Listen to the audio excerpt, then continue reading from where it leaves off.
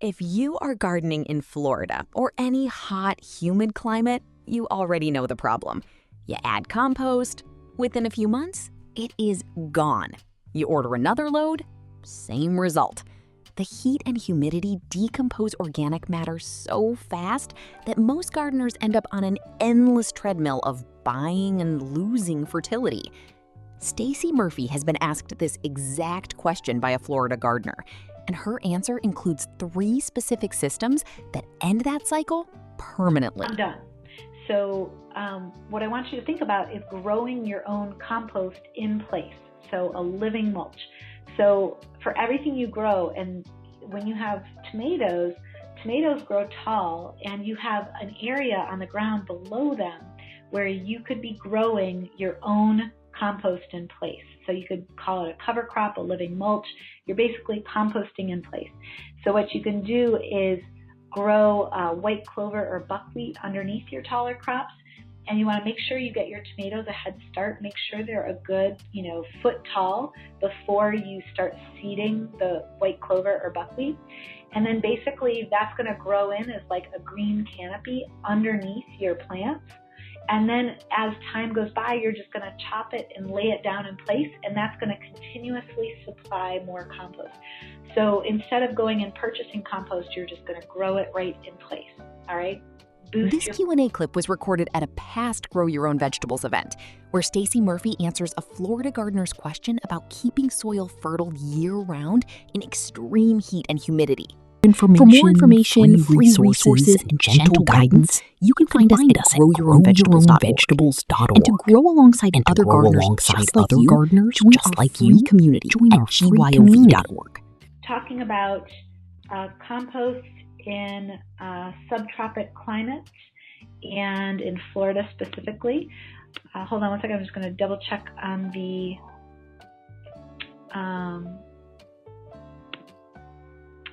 Q&A just to see what's coming in. Cool. Okay.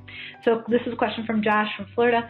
Extreme heat and humidity, subtropical climate. It's hard to build organic matter in the soil because it burns out very quickly due to the lack of winter and extreme temps and humidity.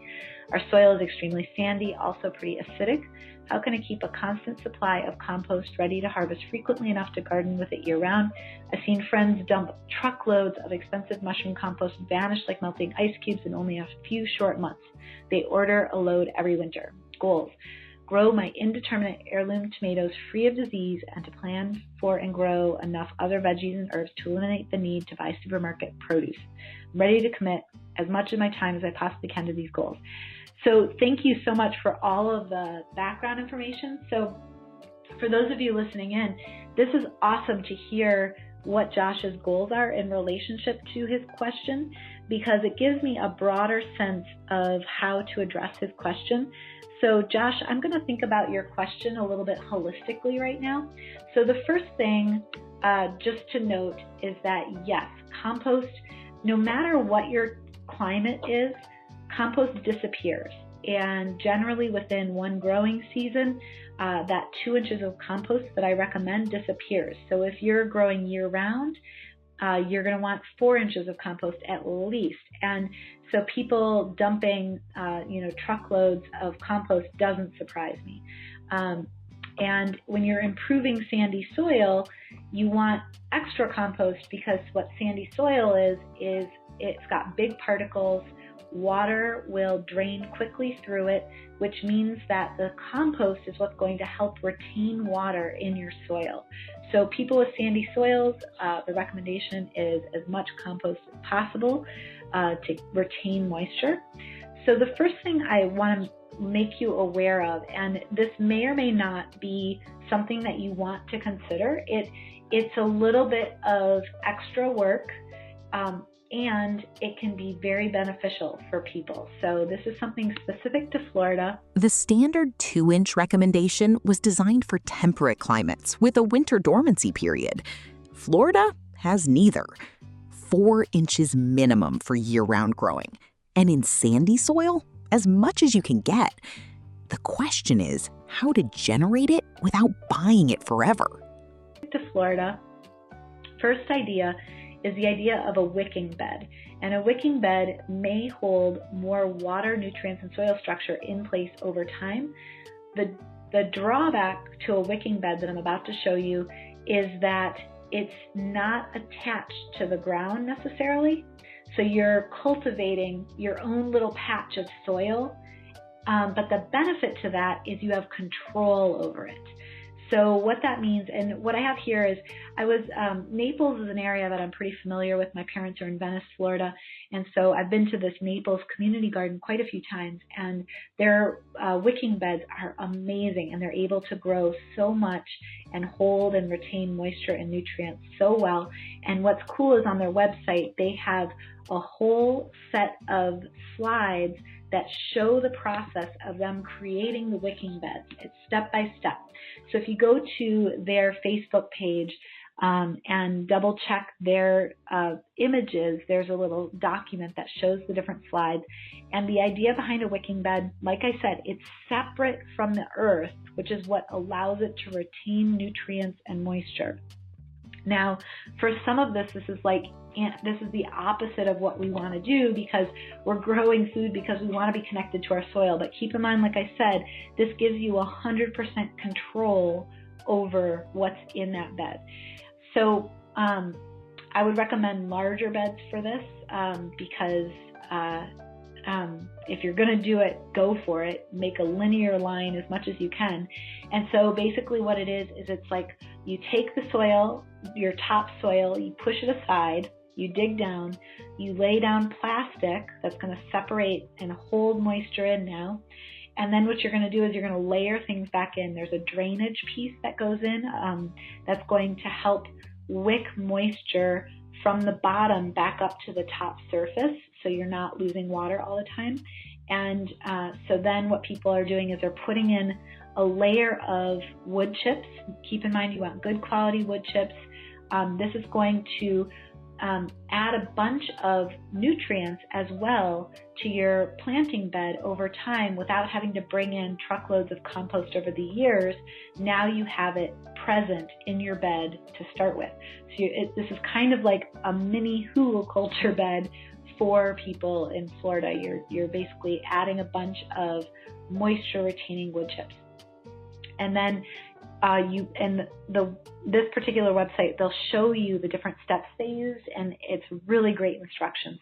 And then basically you'll put your amended soil on top. Your soil is going to have compost added into it, and you're going to push that back on top of the wood chips. And so what this is going to do for you is over time hold as many nutrients in for you and water. Now, think of the wicking bed as creating your own microclimate for the root zone. The wood chips act like a slow-release nutrient bank. The plastic liner stops your investment leaching away with every rain. Build it once, and you stop buying compost to fill a leaking bucket. Water. Now, the second idea for you is that once you do that, you're not done. So what I want you to think about is growing your own compost in place, so a living mulch. So for everything you grow, and when you have tomatoes grow tall, and you have an area on the ground below them where you could be growing your own compost in place. So you could call it a cover crop, a living mulch. You're basically composting in place. So what you can do is grow white clover or buckwheat underneath your taller crops. And you want to make sure you get your tomatoes a head start. Make sure they're a good, foot tall before you start seeding the white clover or buckwheat. And then basically that's going to grow in as like a green canopy underneath your plants. And then as time goes by, you're just going to chop it and lay it down in place, and that's going to continuously supply more compost. So instead of going and purchasing compost, you're just going to grow it right in place. All right? Boost your fertility. And then this is the most elegant solution in the whole video. The soil underneath your tall crops is doing nothing. Put it to work. Clover fixes nitrogen. Buckwheat draws up phosphorus. Both become compost in place the moment you chop them. Your soil never goes bare, and you never pay for that fertility. And then the third idea is to ramp up your own composting ability. So Other ideas, if you have space, other things that you can grow in a climate like Florida are grasses. Grasses like Sorghum Sudan grasses in March through June, winter rye, more like in the later fall to early winter. And basically what that does is it produces big, tall, grassy plants that you can chop down and start composting yourself so that you're not always outsourcing your compost. And then, so what I would recommend that you do is calculate how big is your garden area going to be, and then find out how much compost you're going to need, and then basically figure out how many cubic yards of compost you're going to need, and do the math to see what it will take to rotate that through the 3-bin composter. And if you need more help with that math, just let me know how big you think your garden's going to be, and we can work through some numbers.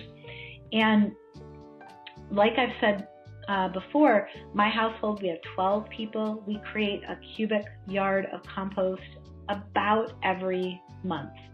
Half a cubic yard, not a cubic yard, half a cubic yard.